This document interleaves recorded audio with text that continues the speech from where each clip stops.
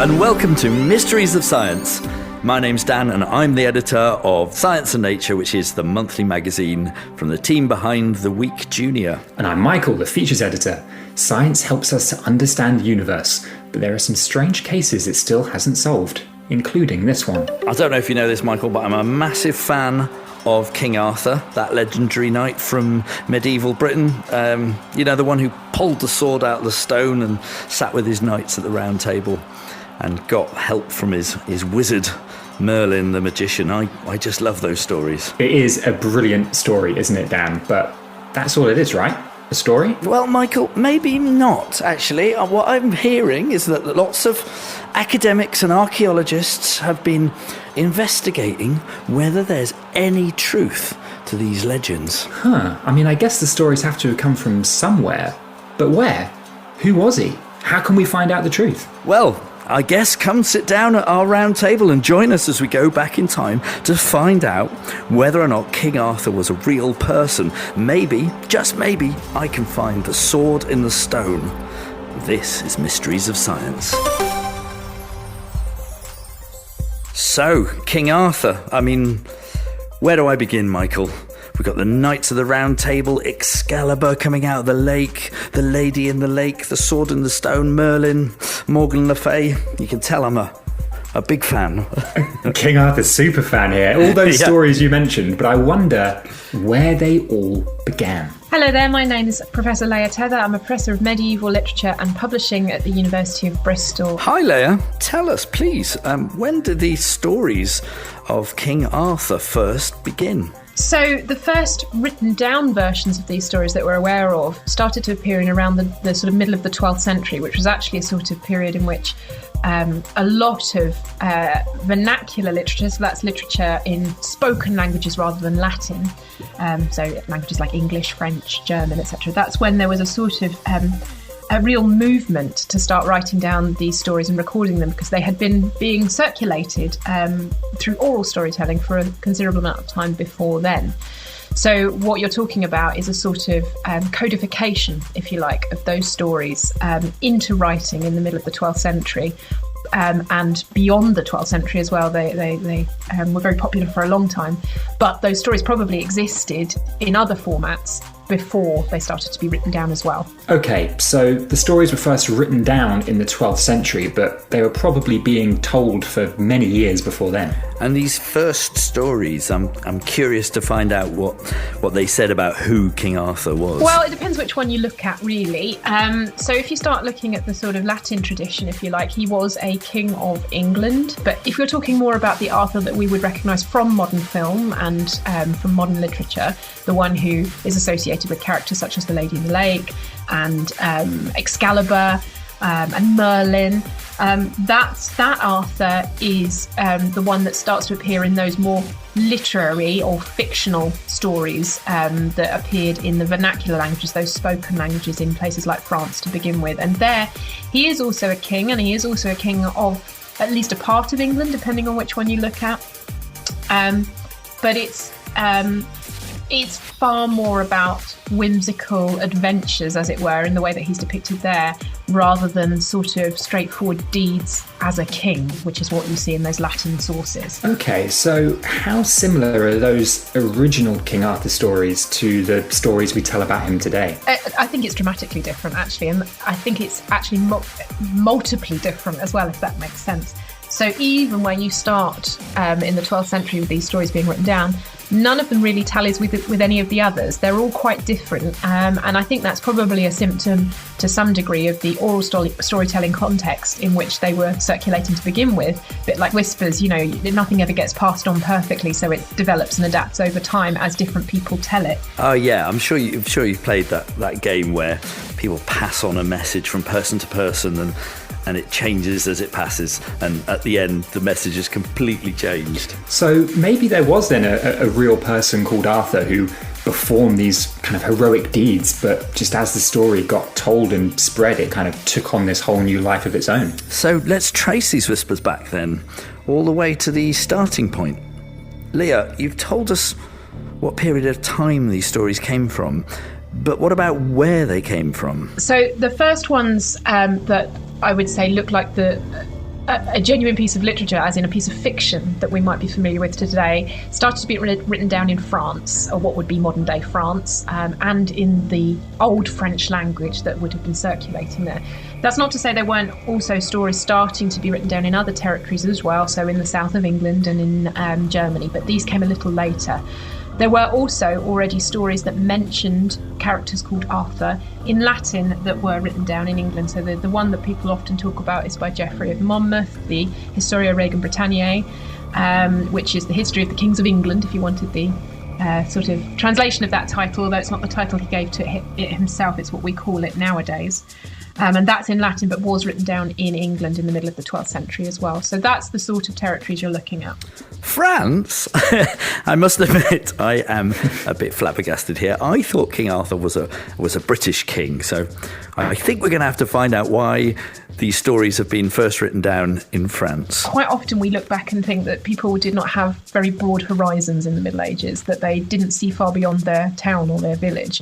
But actually we know, and there's lots of documentary evidence of this, that people travelled, and they travelled quite extensively, and that stories were able to travel with them. And we know that there was an awful lot of exchange between places like Brittany and Cornwall. So a lot of the myths and legends actually that come out of those regions have interacted with each other in the Middle Ages. And the story of King Arthur is probably one of these, in fact, and that's where the connection has come. So we know there's lots and lots of sites in Cornwall that pertain to be connected to King Arthur. Okay, so this is really intriguing. As a Celt, I want to find out more about the connection to Cornwall and how is it connected to King Arthur. Can we find out a little bit more about these sites? Well, Dan, why don't you join me on a journey to Tintagel? Hi, I'm Wyn Scott. I'm a properties curator at English Heritage. That's the charity that looks after lots of national monuments across England. We've actually got 420 of them. And I curate quite a few of them in the west of England, including Tintagel. Welcome to the show, Wyn. Please tell us, what is Tintagel? Well, Tintagel is this amazing rocky outcrop that sticks out into the sea on the north side of Cornwall. It's like an island, but it's still connected to the land. And we've recently built this massive, amazing bridge connecting the mainland to the island. And it's a really high bridge and quite narrow. It's quite an exciting experience to go across it. And the island itself is this really high cliffs and a plateau up on the top. And scattered across the island are all sorts of enigmatic buildings. Well, they're ruins, really.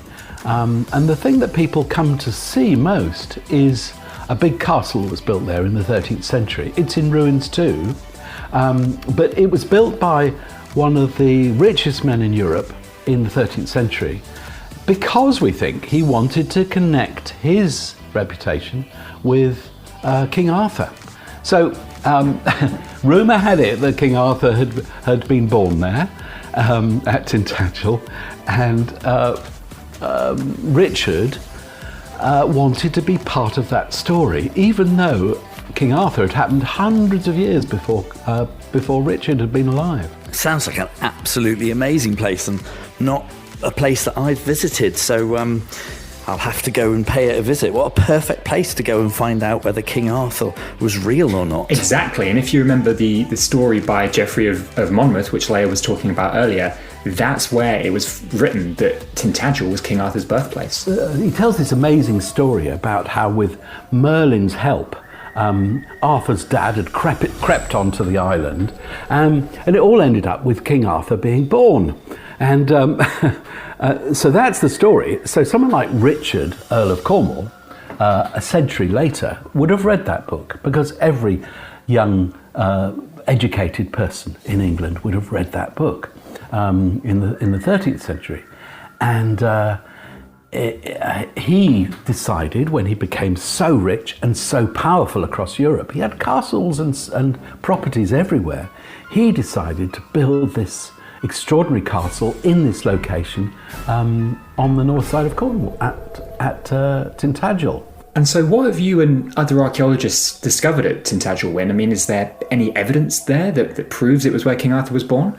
We now know from the excavations that we've been doing there that, because we're finding amazing pottery from the 5th and 6th century AD. So what's that, about 700 years before Richard was alive. We're finding pottery that comes all the way from Turkey and Greece and Tunisia in Africa. In fact, it's a really weird site when you compare it with all the other sites in Britain at that time, and this is just after the Romans. Tintagel is extraordinary. We've got tons of pottery from there. It's just such a weird site. So maybe Geoffrey of Monmouth, when he was writing his story of King Arthur, maybe he knew that it was a really important place, and maybe he decided to connect King Arthur with it, or maybe there really was a story that said that King Arthur was around. But we're talking about a period we sometimes call the Dark Ages, and there aren't very many writings that survive from that time. It's just word of mouth that manages to hang around for years and years, centuries. And so we don't really know what was happening. And being able to prove whether King Arthur existed or not is probably now impossible. So I'm just picking up on that bit about other sites in England and Wales that were connected to King Arthur. So I've heard of a place called Arthur's Stone, where King Arthur supposedly slayed a giant. Perhaps that could be the key to unlocking this mystery. Well, you have to think of King Arthur in the high medieval period, so 13th, 14th century. That was the age of chivalry and knights in armour and all that sort of thing. They loved the story of King Arthur. It was like the best movie of the time to them, you know. It's, so right across Britain and Europe, people were talking about this amazing story of King Arthur. And so if they saw something old, like an ancient stone tomb, they'd say, that must be Arthur's Stone.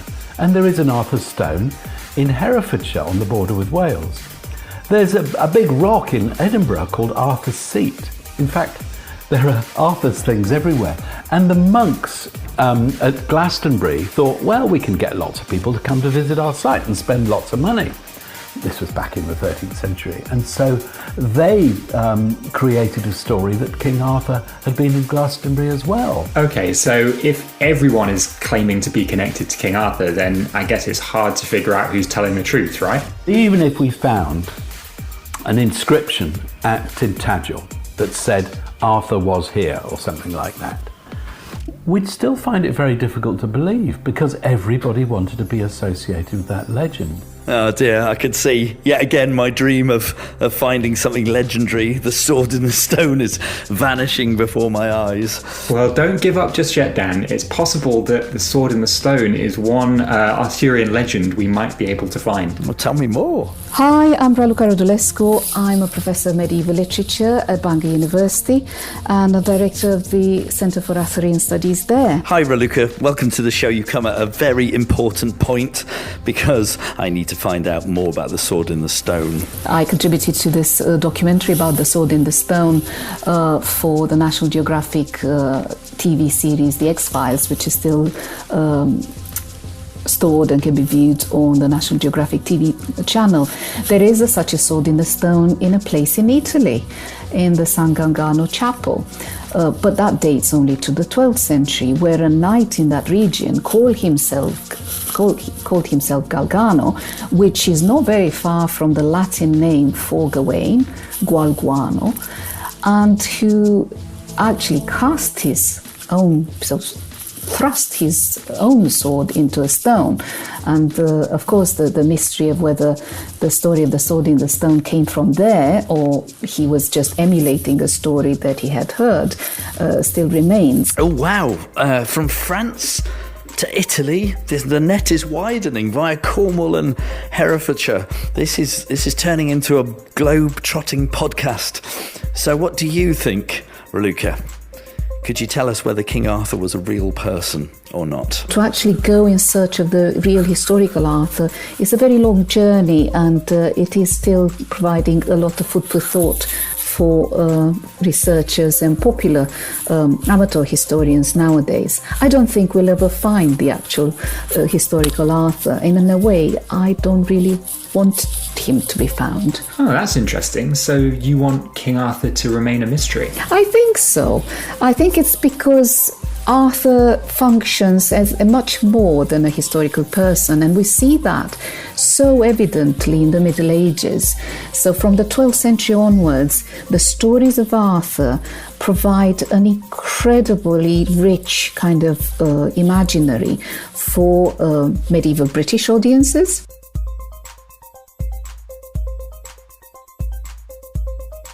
He is there as a model, as I said, as an inspiration, and also as a model of behavior for contemporary society.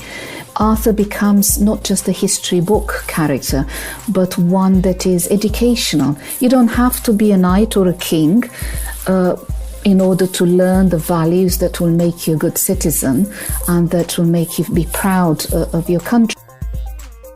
We don't need Arthur to have existed. In a way, we need the idea of Arthur to still inspire new generations of creators, of artists, of filmmakers. Well, I'm thinking, Michael, that perhaps we've been looking at this the wrong way round right from the beginning.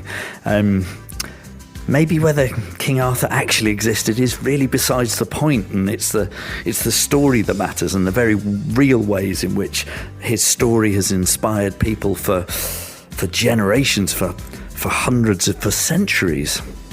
It's certainly a story that stood the test of time. And I wonder why that is. Why all these centuries later are we still so fascinated by King Arthur? Well, I guess it's because it's got all the elements of a really good story. So it's got romance, it's got the Knights of the Round Table, it's even had other bits of story added on, like the Sword in the Stone, you know. All those people have used it as a story that they can build on. And it was really big back in medieval times, but then it became really big 100, 200 years ago when people like Lord Byron were writing poems, and people loved the story back in the 19th century in Victorian times. So it got revived. And now the movie makers and the book writers and everybody know that it has a magic. So they want to recreate that magic and refashion that story. That's the lovely thing. It's like plasticine. You can take a story like that and mould it into new ways. It's got just this ability, I think, to be retold for new audiences again and again and again. So it's sort of it's managed to survive, as it were, through adaptation. So the power of King Arthur lies in how many different ways we can tell the story. I'm fascinated to find out what future versions will be like. Yeah, maybe one day there'll be a story of a King Arthur in space, or a robot King Arthur, or an artificial intelligence King AI Arthur. I don't know, the possibilities are endless. I like that. King Arthur. Okay, let's crack out our old friend, the mysteryometer. My favourite part of the show, on a scale of 0 to 100. 0 being we know nothing, and 100 being cased closed. We know everything about this mystery. How much do we know then about King Arthur? I think we have enough to just about inch towards, the 40% in terms of Arthur being alive and well everywhere, enough to suggest that an Arthur or someone like Arthur, or perhaps several heroes who were then conflated into one to make Arthur, as we think we know of this Arthur nowadays, real, or someone who had existed and performed a number of great deeds. I'd put him about 10 or 20, something like that, quite low. The thing is that he's become part of our culture. He is so important, whether he existed or not. And he was important to people back in medieval times as well, whether he existed or not. Stories are really important to everybody. I think, he's a really big mystery. And I think the amount of evidence we have is probably really right down there at about 10 or 20%. Wow, well, you heard it there. That's what the experts think. Raluca gave it around 40%, so not very high, and Wynne went even lower in at 10 to 20%. So, blimey, still a big mystery. Lots to find out about it. But I'd like to hear from you guys. What do you think? Was King Arthur a real person? Do you believe the legends? Do you want to believe them, like me? Send us a voice message and you could star in a future episode of Mysteries of Science. You can just head to funkidslive.com/mysteries, hit the big red button, record a message, and it goes direct to us. We can't wait to hear from you. And don't forget that Mysteries of Science is now on YouTube as well. All 5 seasons are up there for you to enjoy whenever you want. Just head to youtube.com/@Mysteries of Science, where you can subscribe to the channel and like some of our videos. So we'll be back in 2 weeks' time with our very next mystery. Well, we'll be exploring the very strange world of doppelgangers. These are people who look exactly like you, despite having no family relation. And we'll be asking, do you have a double? Until then, stay curious.